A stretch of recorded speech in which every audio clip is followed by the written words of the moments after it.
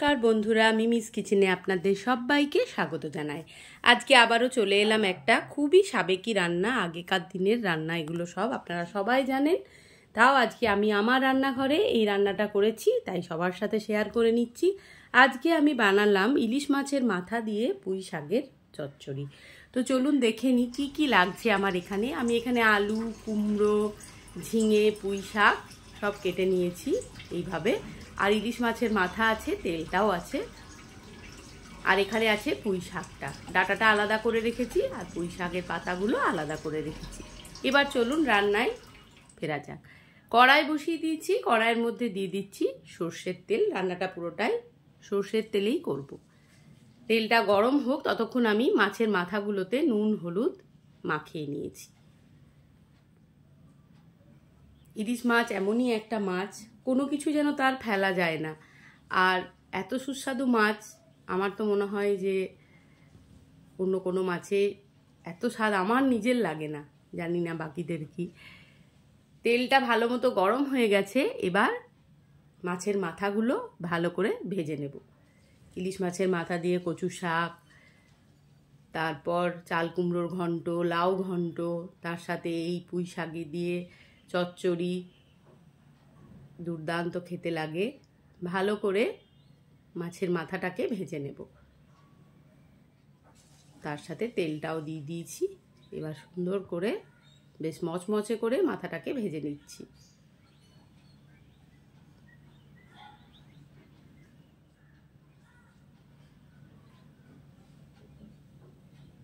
আমাদের বাঙালিদের খাওয়ার যে কত সম্ভার খাবারের, বলে শেষ করা যাবে না।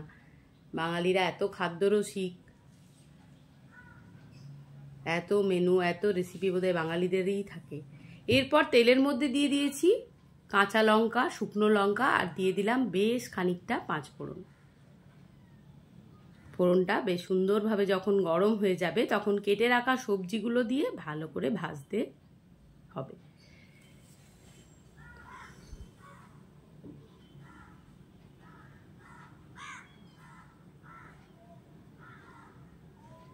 ফোড়নটা ভালোভাবে গরম হয়ে গেছে, এবার ওর মধ্যে কেটে রাখা সবজিগুলো, যেমন আলু, কুমড়ো, ঝিঙে, পুঁই শাকের ডাঁটা সব দিয়ে ভালো করে কষিয়ে নিচ্ছি। এতে একটু মূলো পড়লে মন্দ হতো না, ছিল না, তাই আর মূলোটা দেওয়া হয়নি। তো ভালো করে এবার এটাকে আমি তেলের মধ্যে ভেজে নেব।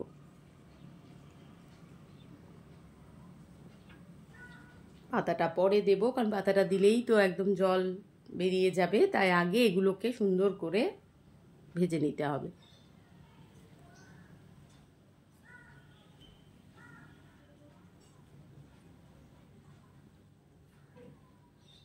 এই সমস্ত রান্নার স্বাদ ভাষায় সত্যিই প্রকাশ করা যায় না।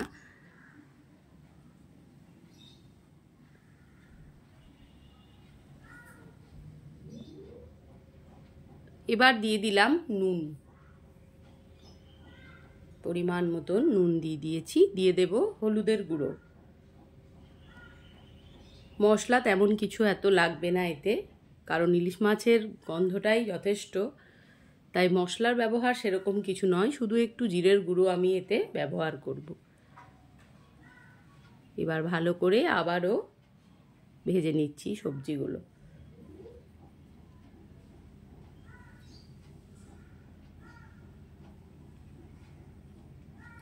এবার দিয়ে দিলাম জিরের গুঁড়ো।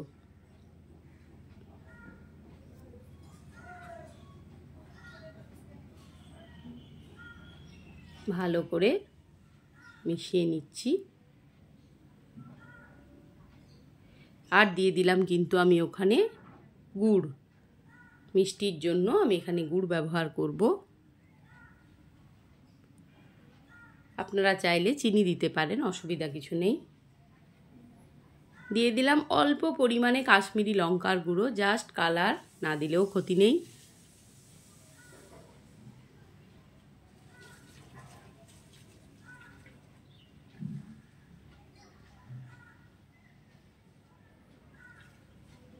এরপর কিন্তু আমি পুঁই পাতাগুলো দিয়ে দিচ্ছি।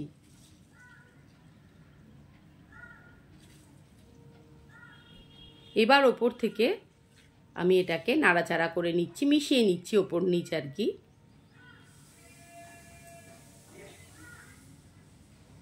মশলার সাথে পাতাগুলোকে মিশিয়ে নিচ্ছি। এরপর কষানো হয়ে গেছে, জল দিয়ে দিয়েছি।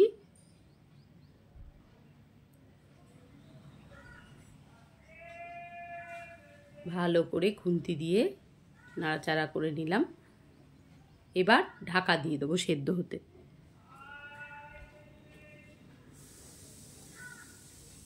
ঢাকনা খুলে এখনো কিন্তু জলটা আছে, দেখে নিই আলু সেদ্ধ হয়েছে কিনা।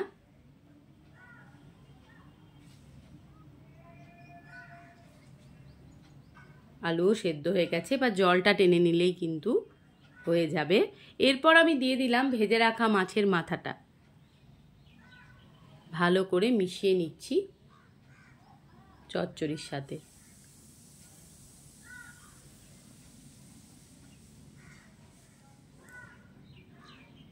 দেখুন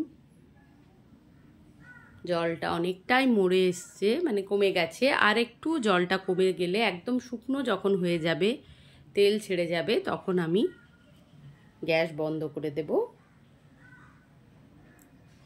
দেখুন একদম শুকনো ভাব কিন্তু হয়ে এসছে।